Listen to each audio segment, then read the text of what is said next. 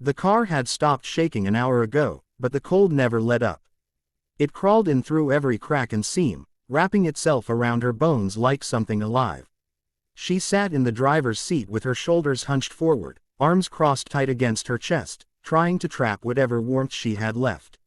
Each breath came out in a faint white cloud that lingered in the air before fading. The heater was dead, had been for weeks. She'd tried turning the knob again out of habit, knowing it wouldn't work, listening to the hollow click that confirmed it. The gas gauge hovered just above empty. Even if the heater worked, she couldn't risk running the engine.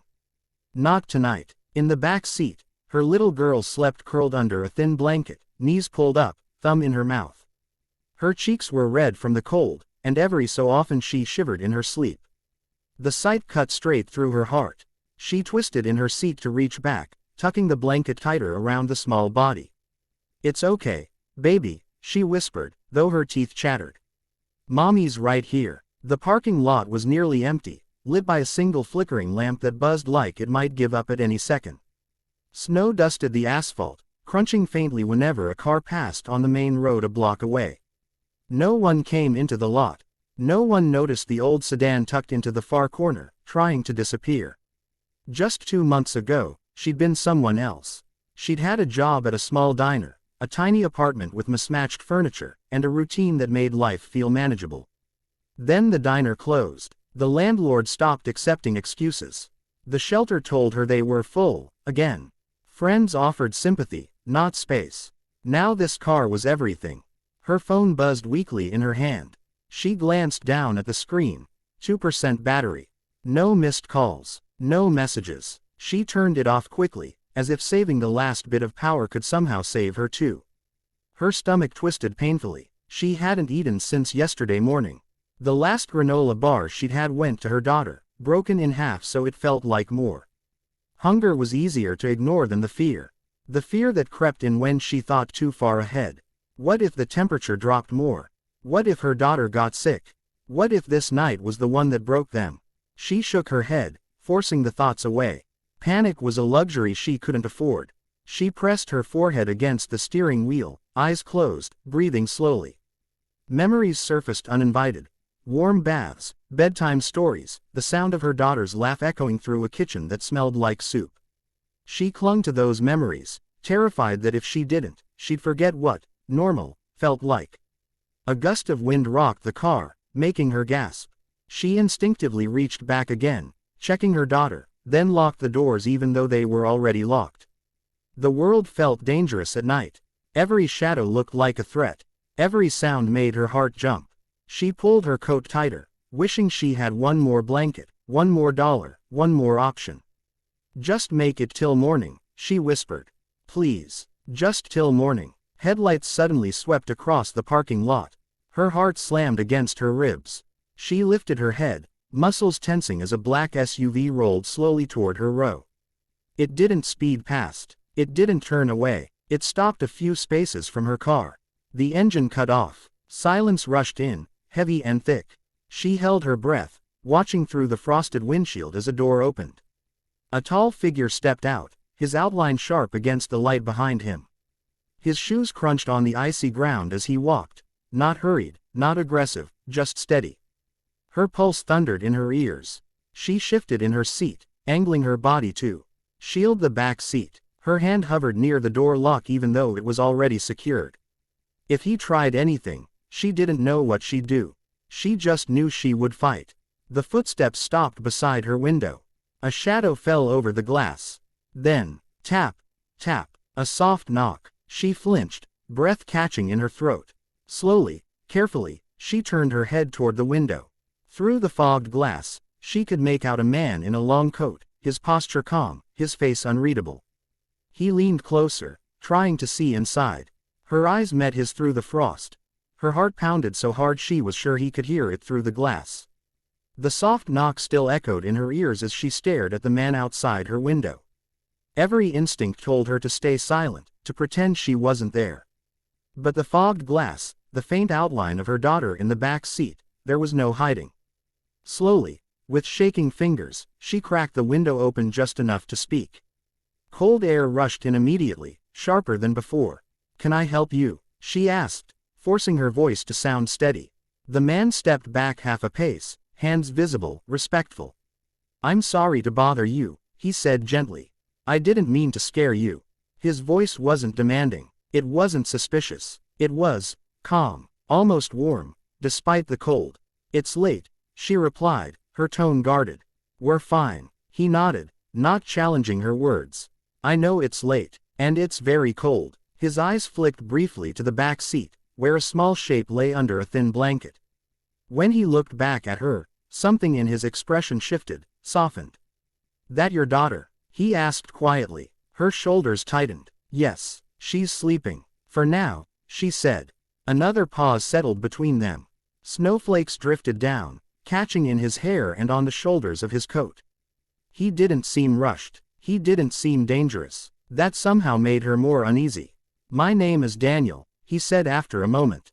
"I work across the street." She followed his gaze to the tall office building rising behind the lot, its windows mostly dark except for a few glowing floors at the top. "I'm the CEO," he added, not with pride, but as explanation. The word hit her like a slap. CEO. The distance between their worlds suddenly felt enormous. He was everything she wasn't. Secure, powerful, untouchable by nights like this. "I was leaving late," Daniel continued, "and I saw the frost on your windows. I couldn't just drive past." "We didn't ask for help," she said quickly, shame creeping into her voice before she could stop it. "I know," he replied. "That's why I stopped." She frowned, confused. "People who ask are usually already being heard," he said softly. "The ones who don't often need it the most." Her throat tightened. She looked away, blinking hard. No one had spoken to her like that since her life had fallen apart. "We're just resting," she said again, weaker this time. "We'll move on in the morning." Daniel studied her face, the dark circles under her eyes, the way her hands trembled despite her effort to keep them still. "This cold can be dangerous," he said. "Especially for a child." "I know," she whispered. The words came out broken. "I'm doing the best I can." "I believe you," he said without hesitation. That was what undid her. Her defenses cracked, just slightly, enough for exhaustion to spill through. "I lost my job," she said suddenly, surprising herself. "Then my apartment. I tried shelters. They're full. I'm not lazy.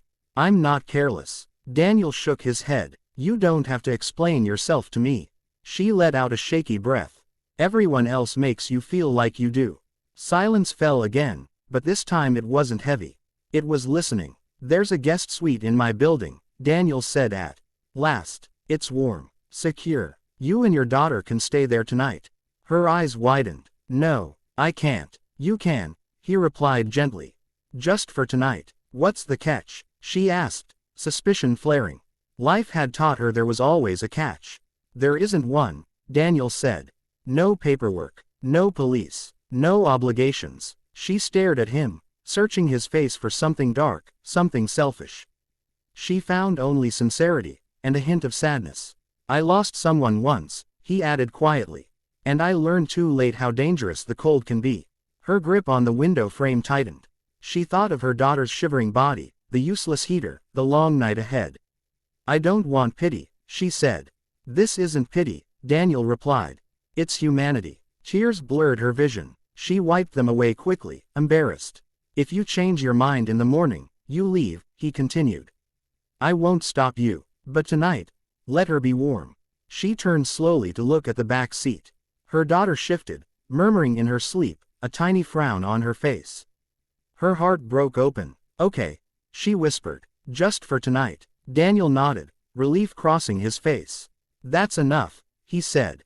"That's everything." The moment the building doors closed behind them, the cold finally released its grip. Warm air rushed over her skin, so sudden and overwhelming that she had to stop walking. Her knees trembled, and for a second she thought she might fall. She tightened her hold on her daughter, pressing her cheek against the child's hair, breathing in the scent of soap and cold night. "It's okay," she whispered again and again, more for herself than for her daughter. "We're inside. We're warm." The lobby was quiet, polished, and softly lit. Everything about it felt unreal, like stepping into someone else's life by accident. The floor shone beneath her worn shoes, and a quiet hum filled the air. Daniel spoke briefly with the security desk, his voice low and calm. No one stared. No one questioned her presence. The simple dignity of that nearly brought her to tears all over again. They rode the elevator in silence. Her daughter stirred, blinking sleepy eyes open as the warmth reached her bones. "Mommy," she mumbled. "I'm here, baby," she said, smiling through tears. "We're safe." When the elevator doors opened, Daniel led them down a quiet hallway and stopped at a small but welcoming door. He unlocked it and stepped aside. "This is yours for tonight," he said gently. The room was modest, but to her it felt like a miracle. Clean sheets, a couch, a small kitchenette, and most importantly, a heater humming steadily in the corner. The sound alone felt like a promise. She laid her daughter on the bed, carefully peeling off cold layers of clothing. The little girl sighed in her sleep as warmth spread through her body, curling into the blankets without shivering. Within minutes, her breathing deepened, peaceful and even. She stood there watching, frozen in place, as relief crashed over her in waves. Her hands shook violently now, not from cold, but from everything she'd been holding inside for weeks. Daniel lingered near the doorway, respectful. "There's soup and bread in the fridge," he said. "Milk too, and clean clothes in the dresser. They may not be perfect, but they're warm." Her voice came out barely above a whisper. "Why are you doing this?" He paused, then answered honestly. "Because once, when I thought I had everything, I lost the person who mattered most. And I promised myself I'd never walk past someone in the cold again." She nodded, unable to speak. After he left, closing the door softly behind him, she leaned against it and slowly slid to the floor. The heater's warmth wrapped around her, and the silence felt safe, not empty. She cried then. Deep, shaking, sobs she hadn't allowed herself before. Grief, fear, gratitude, exhaustion, all of it poured out at once. Later, she ate a few spoonfuls of soup, the warmth spreading through her chest. She didn't even realize how hungry she'd been until her body finally relaxed. Then she curled up on the bed beside her daughter and fell into the deepest sleep she'd had in months. Morning came gently. Sunlight spilled through the curtains, soft and golden. For a moment, she forgot where she was, and then she felt the warmth, heard the steady hum of the heater, and remembered. Relief washed over her all over again. Her daughter sat up, eyes wide with wonder. "Mommy, this place is pretty." She smiled, brushing her hair back. "It is. And it's safe." A knock came at the door later that morning. Daniel stood outside with a small paper bag and 2 cups of coffee. "Good morning," he said. "I hope you slept." "We did," she replied honestly. "Thank you." They sat at the small table while her daughter happily ate a pastry. Daniel spoke carefully, never rushing her. "I can't fix everything," he said. "But I can help you take the next step. There's a short-term apartment available through one of our community programs. And if you want, there's a job opening at one of our partner companies. Flexible hours." Her hands trembled as she held the warm cup. For so long, survival had been the only thing she could think about. Now, someone was offering more than a night. They were offering a path forward. "I want to try," she said quietly. For her, Daniel nodded. That's all anyone can ask. Weeks later, she stood in a small apartment, sunlight filling the room. Her daughter laughed nearby, safe and warm. She had a job, stability, hope, and sometimes, late at night, she thought back to the frozen parking lot, and the gentle knock on the window that changed everything.